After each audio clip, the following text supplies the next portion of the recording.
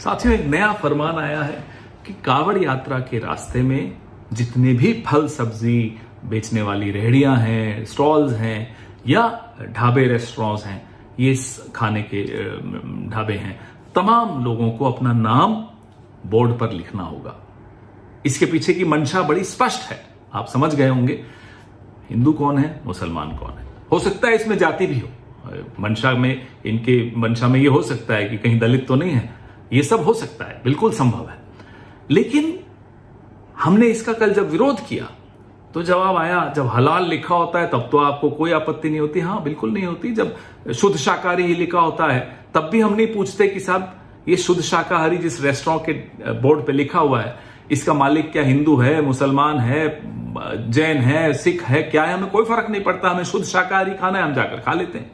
अब आप international airlines में कहीं ट्रैवल करते हैं, कोशर फूड, तो ज्यूज को मालूम है, हमारे लिए कोशर फूड जिनको खाना है वो खा सकते हैं। वो पूछते तो नहीं है ना कि शेफ कौन है, जू है या क्रिश्चियन है या मुस्लिम है या हिंदू है, उनको कोई फर्क नहीं पड़ता। ठीक वैसे ही मैं शाकाहारी खाता हूं तो मेरे को ये नहीं पूछना उचित समझता कि बनाने वाला कौन है। ये करना जो ये कावड़ यात्रा पे ये प्रपोज कर रहे हैं, इसके पीछे मंशा है इकोनॉमिक बॉयकॉट ऑफ मुस्लिम्स को नॉर्मलाइज करना, कैसे आर्थिक बहिष्कार का सामान्यकरण करना है मुसलमानों का। तो इस मंशा को तो हम कामयाब किसी के लिए नहीं होने देंगे, वो हिंदू के लिए करे हो, मुसलमानों के लिए करे हो, किसी के लिए भी करें, हम नहीं होने देंगे। अब मीट एक्सपोर्टर्स हैं बड़े बड़े 4-5 जो हैं, अल कबीर कौन है मालिक, सबरवाल। अरेबियन एक्सपोर्ट्स कौन है मालिक, कपूर। MKR फ्रोजन कौन है मालिक, मदन एबट। PML इंडस्ट्रीज मालिक कौन है, बिंद्रा साहब है। और एक होमवर्क भी दे दूं, अल दुआ, पता लगाइएगा कि जब ये अल दुआ नाम की बीफ एक्सपोर्टर कंपनी बनी थी तो इसके मालिक कौन थे। ये होमवर्क मैं संघ के विचारधारा वाले दोस्तों को दे रहा हूं।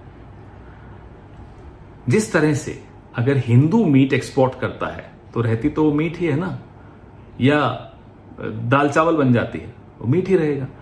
ठीक उसी तरह से अगर कोई अल्ताफ या रशीद आम अमरूद बेच रहा है तो आम अमरूद ही रहेंगे, वो गोश्त नहीं बन जाएंगे। तो ये संघ वाले जो लोग हैं बिना सोचे समझे जब कुछ काम करते हैं तो फंस जाते हैं, पहली ही आर्ग्यूमेंट में धाराशाही हो जाते हैं। लेकिन जो षड्यंत्र ये लोग रच रहे हैं, हमारी आपकी जो एक तहजीब है, अब एक उस तहजीब में मुझे याद आता है अलीगंज लखनऊ में, वहां बड़ा मंगलवार के पीछे की जो कहानी है वो सुनकर बड़ा आनंद आता है। दुर्गा पूजा हो, भगवान जगन्नाथ यात्रा हो, सब में कैसे मिलजुल कर इस तहजीब में हम लोग एक दूसरे के त्योहारों में हाथ बटाते हैं, तैयारियां करते हैं। उस तहजीब पर ये हमला बोल रहे हैं, और ये हमला सिर्फ उस तहजीब पर नहीं बोल रहे, हमारे आपके घरों में घुसकर तय करेंगे कि कौन क्या खाएगा, किससे खरीदेगा, क्या कपड़े पहनेगा, किस भाषा में बोलेगा। इनको अपने घरों में घुसने से रोकिए।